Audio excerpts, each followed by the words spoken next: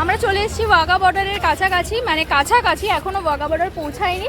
তো তারপরে রাস্তাতে দেখলাম যে ফেসে ড্র করে দিচ্ছে ইন্ডিয়ান ফ্ল্যাগ, তো তার জন্য আমি করে নিয়েছি, রাইম দিয়েও হাতে করেছে দেখা, আর মা বাবা আছে সাথে। তো আমরা এখন ভীষণ রোদ এখানে, তো চলো যাওয়া যাক, দেখা যাক ওখানে। আমি জানি না ভিডিও করতে দেয় কি না, তো দেখা যাক যে ভিডিও করতে দেয় কিনা, অবশ্যই দেখাবো। আর আমাকে কেমন লাগছে সেটা তো অবশ্যই তোমরা বলো। এই যে ইন্ডিয়ান ফ্ল্যাগ, আর আমরা অলমোস্ট কাছাকাছি এসে গেছি। আমরা উঠছি এখন।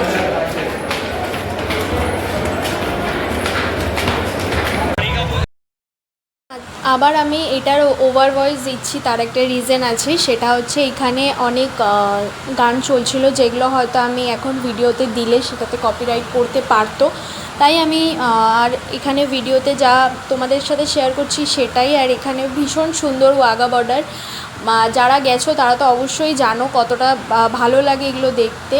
আর ফার্স্ট টাইম ছিল আমার জন্য, তো সবটাই খুব ভালোভাবে এনজয় করেছি। তো এই যে দেখতে পাচ্ছ, এখানেও যেটা ওয়াঘা বর্ডারে হয় যে মেয়েদেরকে ডাকা হয় সবাইকে ডান্স করার জন্য, অনলি মেয়েদেরকেই হয় ডাকাটা। তো যাই হোক, খুব ভালো লেগেছে। আমার খুব ইচ্ছে ছিল এই যেখানে প্যারেড হয় সেখানে যাওয়ার, খুব ভালো লেগেছে।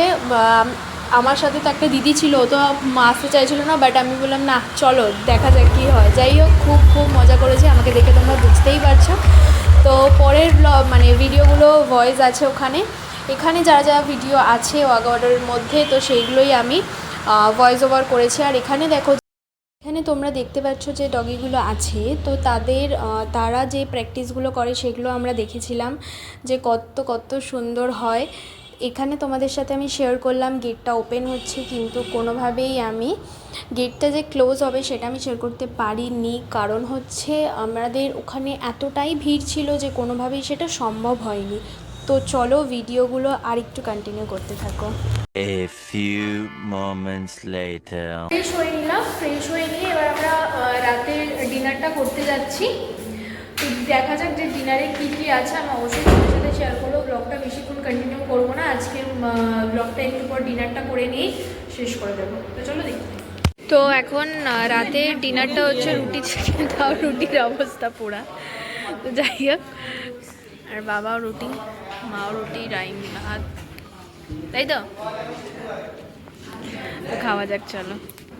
2000 years later. অলরেডি ঘুমাতে যাব এবার। আমি তো শুয়েই পড়েছি, এবার লাইটটা অফ হলে ঘুমিয়ে পড়বো, কারণ অনেকটা জার্নি হয়ে গেছে। সেই সকাল 6টায় উঠেছি, তারপরে এখনও ঘুমানোর টাইম পাইনি, জাস্ট একটু এসে শুলাম। আর তারপরে কালকে সকালবেলা আবার আমাদের 7টার মধ্যে বেরিয়ে যেতে হবে, তো আজকে তাড়াতাড়ি ঘুমিয়ে পড়ছি। তো ব্লগটা আজকের মতো এইটুকুই। যদি তোমাদের ব্লগটা ভালো লেগে থাকে তাহলে like, comment, share and subscribe করতে। টাটা।